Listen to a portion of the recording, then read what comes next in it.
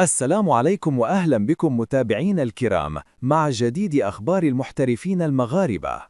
قبل القمة المرتقبة بين أولمبيك مارسيليا الفرنسي وريال مدريد الإسباني في دوري أبطال أوروبا، تلقى النادي الفرنسي ضربة موجعة بعد تأكد غياب المدافع الدولي المغربي نايف أكرد بسبب الإصابة.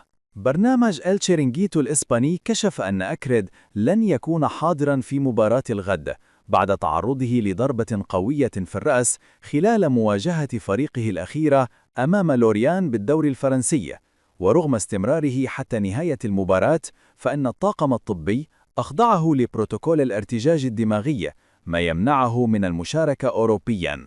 غياب أكرد يعد خسارة كبيرة للمدرب روبرتو دي زيربي، الذي سيضطر للاعتماد على المدافع الأرجنتيني ليوناردو باليردي لمواجهة قوة ريال مدريد الهجومية.